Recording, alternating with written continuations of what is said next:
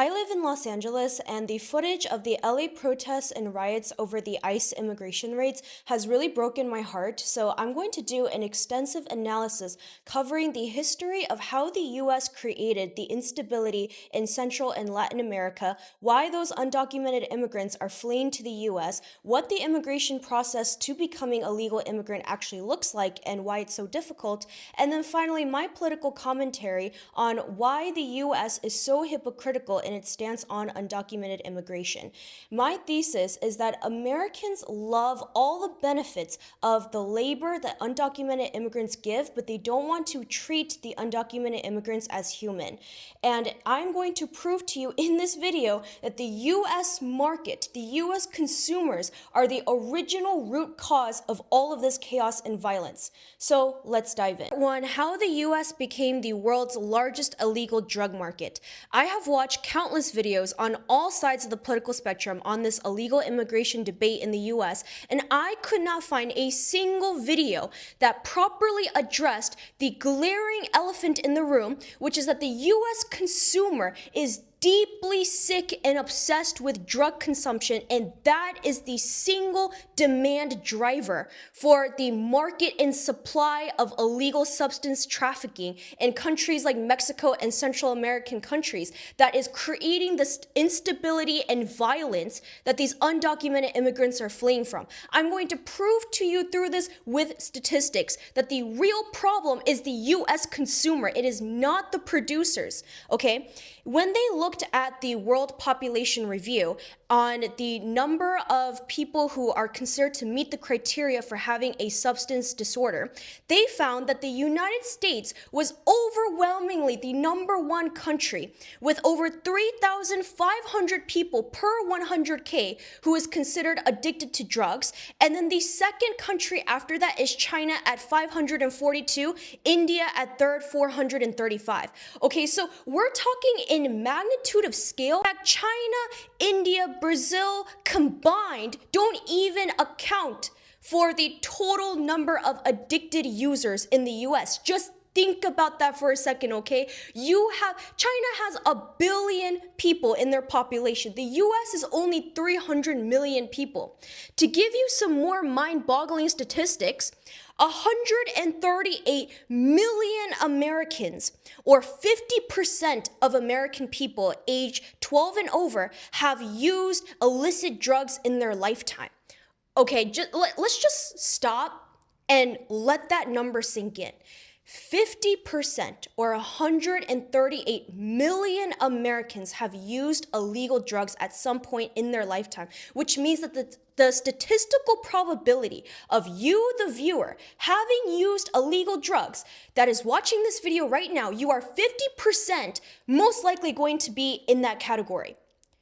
I'll give you another statistic that should blow your mind. 16.7%, or 48.5 million Americans, meet the criteria for a substance use disorder within the past 12 months. I'm not going to stop there. We're going to keep going because in America, we need a giant wake-up call that it is Americans that are the root problem of this immigration issue, okay? And I'm going to explain how it's all connected. Look at this info chart here, okay? The color in brown is daily to near daily use. We're looking at marijuana, cocaine, heroin, and meth. And these industries are in the multi-billions, okay? $40 billion market for weed, $28 billion market for cocaine, $27 billion for heroin, and $13 billion for meth. So the number of users in America who are using these illegal drugs every single day, just look at the graph. It is the majority. Okay? It is the majority. Let's just stop and just think about this for a second, okay? Because this should be a rude awakening, okay? Because I studied economics and finance at an Ivy League. And what is the #1 rule that we learn in economics? Supply and demand, okay? It's the principle that every single conservative or liberal loves to talk about, supply and demand. Well, guess what? If there was not a demand, there would be no need for a supply, right? And it's kind of the question of like the chicken or the egg, right? Well, this is my hot take, okay, my controversial opinion, is that in America, the way that we have coped, okay, because we essentially sniffed unfathomable levels of copium, is that we put the blame on the producer of the drugs and not on the consumer, right? We have this attitude of empathy towards drug addicted users because to some degree they can't help it, right? And I fully agree with that, okay? This is not like a blaming session where I'm trying to make someone feel bad that they are drug addicted.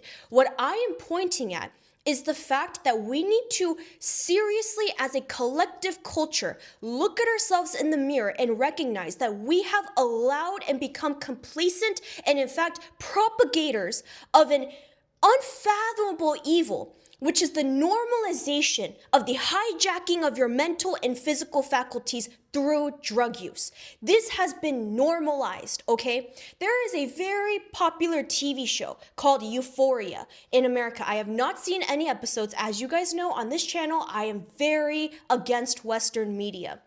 But I had friends that would tell me about it. And when I looked into the context, it's about high school teenagers that are like addicted to drugs, that are like violent and having these wild sex parties and all this. This is just pure degeneracy, okay?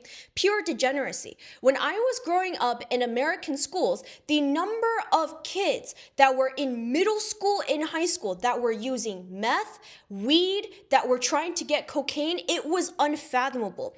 And this is a major cultural difference because my parents are South Korean immigrants. And in countries like South Korea, drug use is like one of the big taboos. You know what I mean? Like if you tell someone that you've smoked weed, your life can go like disarray, okay? There was a really famous K-pop star named Top, T-O-P. He was one of Korea's most beloved idols, and because he was caught smoking weed, his life turned into shambles. They basically like ruined his career, and he had to flee for like roles in America, which I think he was in like the Squid Game.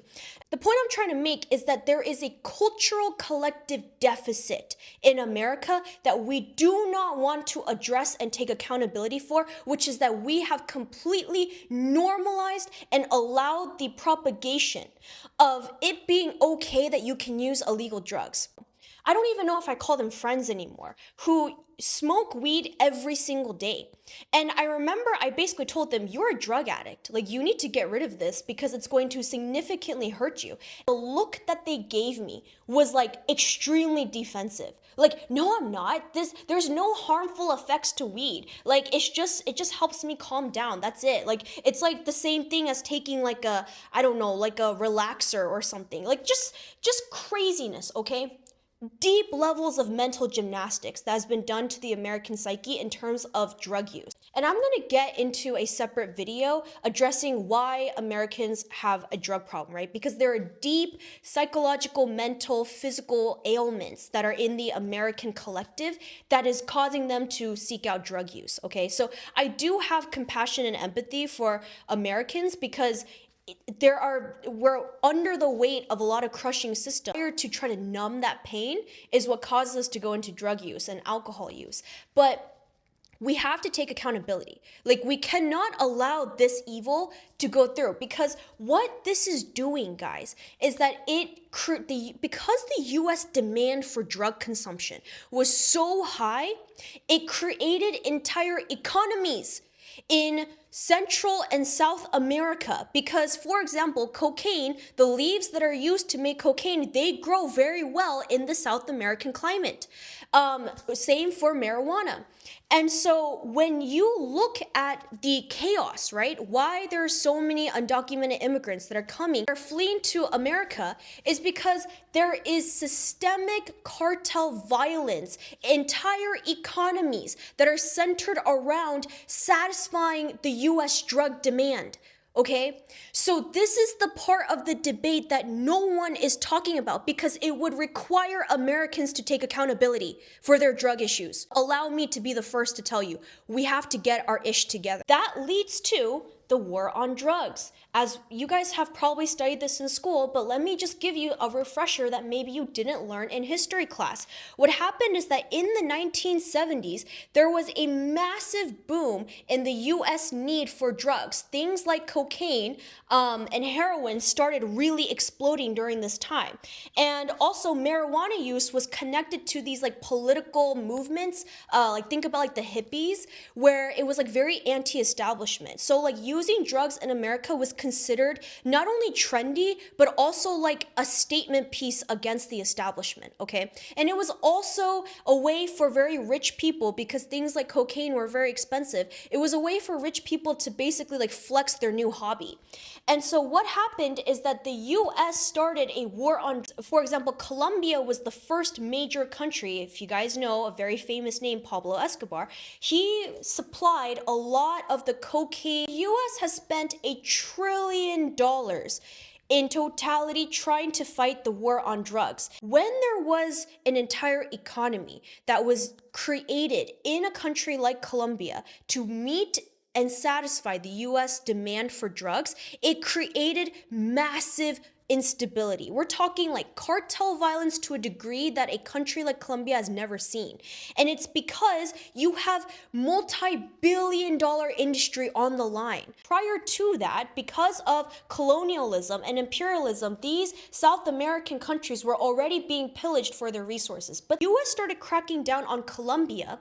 Those cartels started to flee into countries like Mexico. So they migrated from South America to Central America. The Merida Initiative, US spent $2.5 billion and more trying to support the Mexican police and military. And because of that corruption, it actually ended up backfiring and it militarized the cartel. The Fast and Furious scandal. It was an operation where Americans basically tried to go undercover to sell the firearms so that they could track who is actually buying these weapons. In Mexico, sold 2,000 firearms. So the gross mishandling of the federal government and these agencies, they lost track of the guns. So only 700 of those guns were recovered, which means that like about roughly 1,300 to 1,400 firearms in the US were deliberately sold to the cartels in Mexico, and the US government said, I don't know where they went, we lost track. I can already smell the comments from a mile away, okay? I can already anticipate it, because people are gonna say, well, Carla, why are you blaming it on the consumers? The producers are the ones selling these vices, right? And they're the ones that should be blamed for hooking Americans on these drugs. No, the US source of US obsession with drugs started in the US, okay? Meth, for example, was produced in the US and it was given to World War II soldiers so that they can basically get through the war. The US had a massive opium and morphine crisis where they were being prescribed by doctors and they became addicted to these opioids. When it comes to cocaine, for example, even though the cocaine leaf that they use was growing in South America, the US had like its own mini infrastructure where they would they would produce and distribute cocaine. So for example, the Coca-Cola company had like cocaine in its original drink, right? That was one of the craziest facts I remember learning in history. Like, are you kidding me?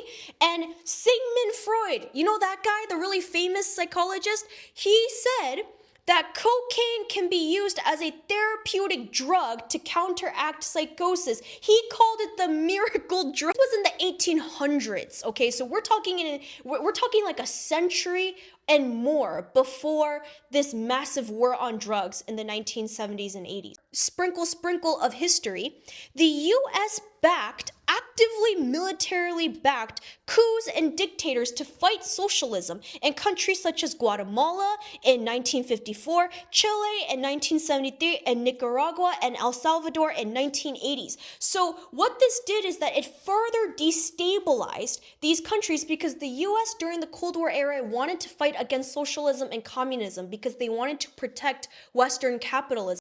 And it left behind mass death, a distrust in their government of the citizens, citizens and it shattered the economy. So the US had a direct hand in creating instability and violence. And because it's all connected, those citizens basically needed a de facto group to be led by. And that's where many of the cartels began to fill in the gaps. That's why, for example, Pablo Escobar, before he went really nuts, was actually seen as a local hero. Pablo Escobar actually thought about running for president for Colombia because the money that he made from these, from cocaine, he poured it back into the community. So people like viewed Pablo Escobar as almost like an uncle figure. Like, you know, like he would have these like sports tournaments where he would give like education to children. He would pay for all their stuff. So because the US was going in and meddling and backing all of this instability, political instability in these countries because they wanted to fight against socialism, the people then basically distrusted the corrupt government and they needed other people to step in. Final blow, okay, this is the blow that not a single political class I have taken in all of my education has ever told me this. I had to research this independently when I was doing it, and I actually found out this information on my tariff series, which if you guys haven't checked that out, it's a 3-part video series where I dive into Trump's trade war and tariffs and American history on that, is that NAFTA in 1994, what it did is that it was the North American Free Trade Agreement, Canada, US, and Mexico for free trade, essentially like almost like virtually like no tariffs on imports and exports. And what it did is that it actually displaced over 2 million Mexican farmers. They lost their land and their jobs because what happened is that the US government subsidized the US agricultural industry, such as corn, and then they lowered the prices because now we don't have tariffs anymore, we have global free trade, and so cheap corn or cheap US agricultural exports flooded the market of Mexico, and the Mexican regional and local farmers lost their ability to sell their agricultural products like corn and soybeans at a competitive global price. This is where we start to see mass rural unemployment that led to waves of immigration from countries like Mexico into the US. So why are people from Mexico or Honduras, El Salvador, why are they coming to the US? Well, 3 major reasons. They're fleeing violence, poverty, and economic collapse. So entire regions in Mexico, Honduras, and Guatemala are run by these cartels, and these cartels are very violent. And so, for example, women face extreme rates of femicide and rape, and oftentimes there's no police protection. Into part 3, which is debunking myths of undocumented immigrants. Okay, question number 1. Why can't undocumented immigrants just come legally? Well, here's the problem. The process to actually become a legal citizen in the US can take 10 to 20 years, okay? From the actual website on immigration, I basically looked at the eligibility, and the number 1 way for someone to become a legal US citizen, being a permanent resident for at least 5 years. They usually have to get a job in the US with an employer that's willing to sponsor them. And there's only the best and the brightest from other countries with high levels of education can secure these kind of visas. And so they come in, they basically work legally under this visa, and then through that being renewed, they're able to become a permanent resident, buy homes, etc. And then after they've been here for many years, then they're able to go through the naturalization process where they have to take an interview, they have to take a test, they have to be able to do basic English. You have undocumented immigrants that are fleeing all of the reasons that I said before in this video. They don't have time to sit and wait 5 to 10, 20 years to become legal citizens. Myth number 2 is that among those who came illegally, they didn't try to become legal first. They actually did go through the legal process. 92% of them showed up in court and tried to plead their case before a judge. And what they found is that 70% of those asylum seekers were denied the sanctuary. That's why there's no incentive for them to try to do things legally. Because when they do try to do things legally, it takes too long. Trying to be official asylum seekers, so they don't have to go through a 5 to 10 year process, they get denied. This is the reality. Let's go into another myth. The myth that these undocumented immigrants are basically freeloading and not paying their taxes and they're just like leeching off of the American system. Undocumented immigrants, specifically from Mexico, are doing all the jobs that Americans don't want to do. Okay, the largest sectors that undocumented immigrants work in are agriculture, construction, household services like cleaning, and hospitality. Okay, like restaurant kitchens. Most agricultural workers are Hispanic, non-citizen immigrants. Overall, over 7 in 10, 73% of agricultural workers are Hispanic. About 2/3 of those are non-citizen immigrants. Americans enjoy all the benefits of undocumented immigration labor, which is cheap. They have enjoyed unusually cheap products because the labor cost, the input that is going into that production was being done by undocumented immigrants who are getting paid like $2 a day for picking strawberries. Well, to buy homes that were constructed with essentially extremely cheap, lower than minimum wage labor from Hispanics, and then they want to turn around and they want to say that these people are destroying the country. You have to pick a side. If you don't want undocumented immigrants to be doing this kind of labor that is single-handedly fueling your economy, then you have to be okay with now employing actual quote-unquote true Americans who are going to demand at least minimum wage or higher, and that's going to increase labor production, increase cost of goods and services, which is going to increase the amount of product price that you have to pay, which is going to hurt your wallet.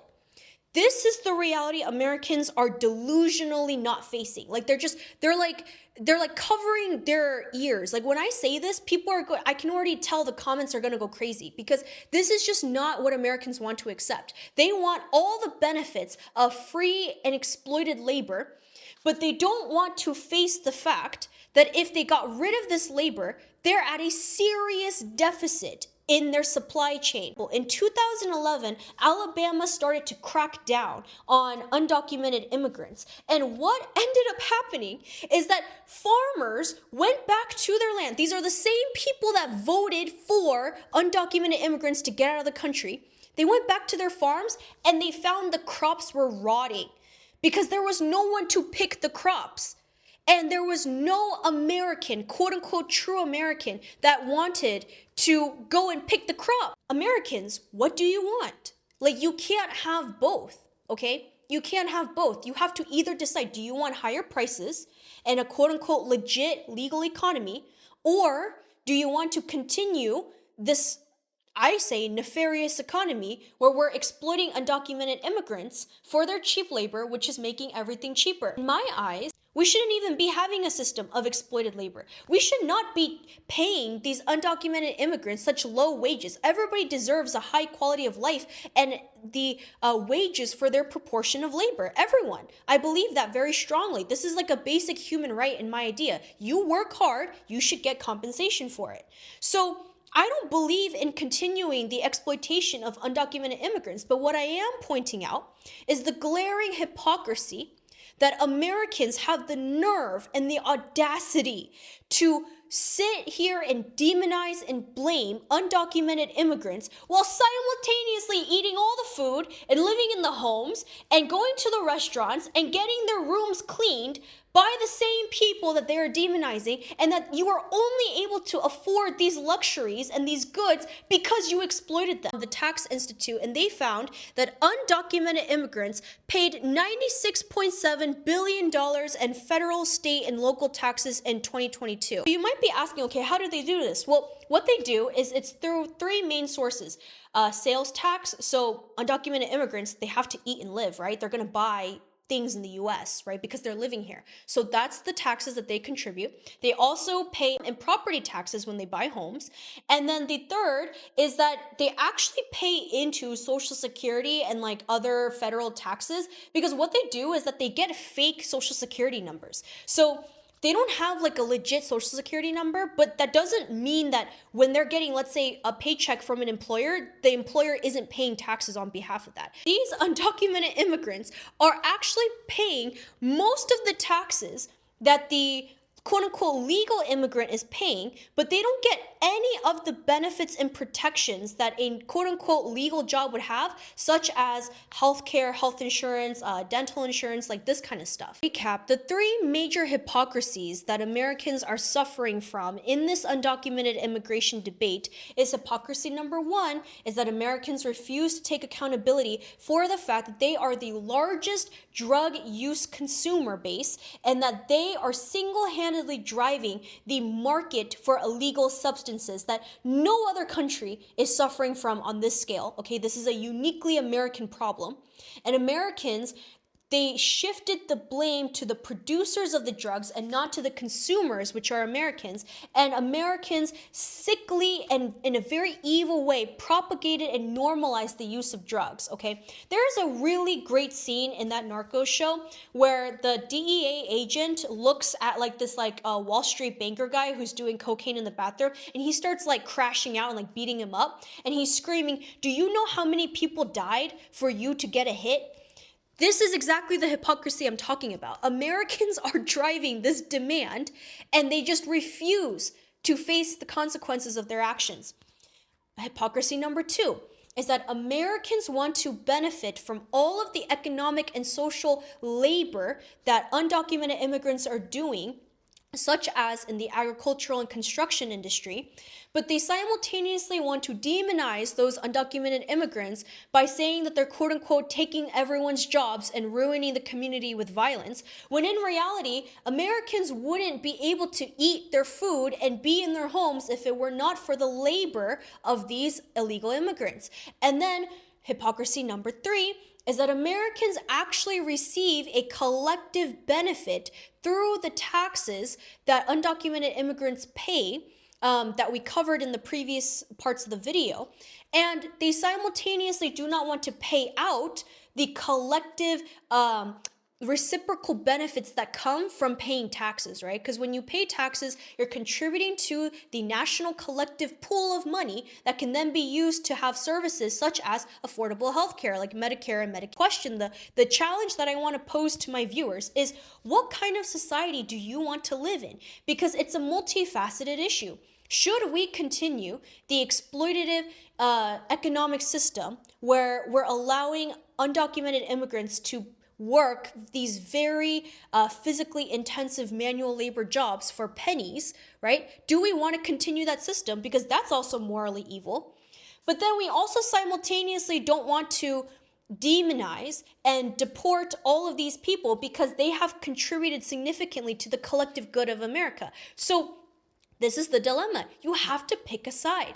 If you want to go by the book and you say, okay, everything needs to be done legally, right? Kick out everyone who has done something illegal, then fine. That means that you also have to be willing to pay the price, the economic and social price that comes with doing everything legally, which means that you have to be willing to pay exponentially higher prices for everything in your daily life because you're now going to be using legitimate American labor. And then you also have to pick a side.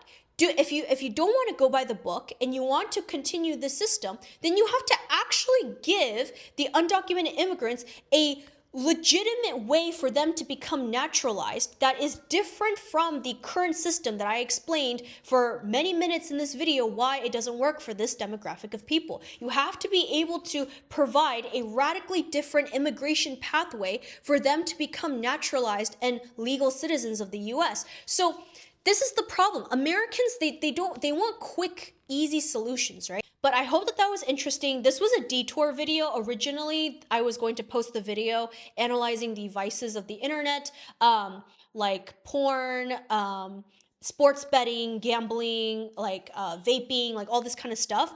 But that'll be for, I think, like Friday or Saturday that I'll release. So the reason why I just did this detour very quickly is because this was happening right now, like in my neighborhood, in my city, and I just couldn't believe how much it escalated. Like, Trump is sending I think it's at now 4,000 national troops, which is going to cost the US $138 million.